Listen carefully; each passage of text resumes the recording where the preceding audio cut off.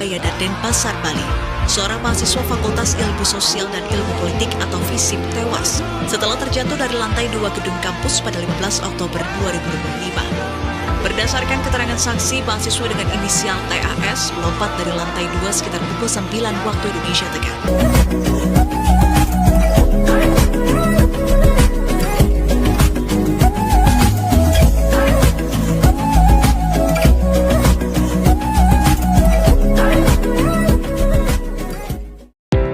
Assalamualaikum warahmatullahi wabarakatuh. Teman-teman semua, pada kesempatan kali ini saya akan membahas tentang bullying di sekolah dan kampus dan tinjauan nilai Islam berdasarkan hadis. Bullying atau perundungan di lingkungan sekolah dan kampus merupakan fenomena sosial yang semakin mengkhawatirkan di dunia pendidikan. Berbagai kasus yang terjadi belakangan ini menunjukkan bahwa tindakan perundungan tidak hanya berdampak pada fisik korban, tetapi juga menimbulkan luka psikologis yang mendalam, seperti trauma, rasa rendah diri, bahkan depresi. Lingkungan pendidikan yang seharusnya menjadi tempat pembentukan karakter dan pengembangan potensi peserta didik justru dapat berubah menjadi ruang yang tidak aman apabila praktik bullying dibiarkan berlangsung. Dalam perspektif Islam, setiap manusia memiliki kedudukan yang mulia dan wajib diperlakukan dengan penuh penghormatan. Islam sangat menekankan nilai akhlak, kasih sayang, serta larangan untuk menyakiti sesama manusia, baik secara fisik maupun verbal. Rasulullah SAW menegaskan bahwa seorang muslim adalah orang yang mampu menjaga orang lain dari gangguan lisan dan perbuatannya. Oleh karena itu, perilaku bullying jelas bertentangan dengan ajaran Islam karena mengandung unsur penganiayaan, penindasan, dan kezaliman terhadap sesama.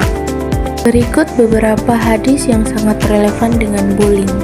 Hadis pertama yaitu larangan menyakiti sesama muslim.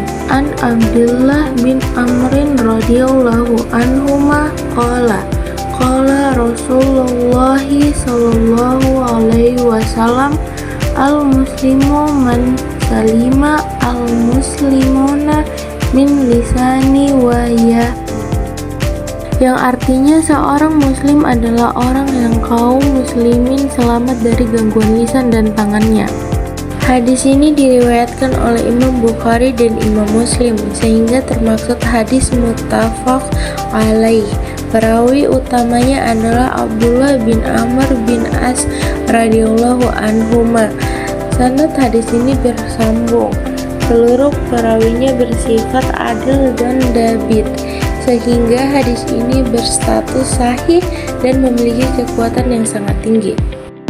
Dari sisi matan, hadis ini menegaskan bahwa ukuran keislaman seseorang dapat dilihat dari kemampuannya menjaga lisan dari gangguan lisan seperti ejekan, hinaan, dan cemoohan, serta dari perbuatan seperti kekerasan fisik. Oleh karena itu, praktik bullying baik secara verbal maupun fisik di lingkungan sekolah dan kampus jelas bertentangan dengan makna dan nilai yang terkandung dalam hadis ini. Hadis kedua, larangan merendahkan dan menghina. An Abi Hurairah radhiyallahu anhu qala Rasulullah sallallahu alaihi wasallam bihasbi imri'in minna asyari an yahkira akhahu al-muslimah, yang artinya cukuplah seseorang dianggap berbuat jahat apabila ia merendahkan saudaranya sesama muslim. Hadis ini diriwayatkan oleh Imam Muslim dan tercantum dalam kitab Sahih Muslim.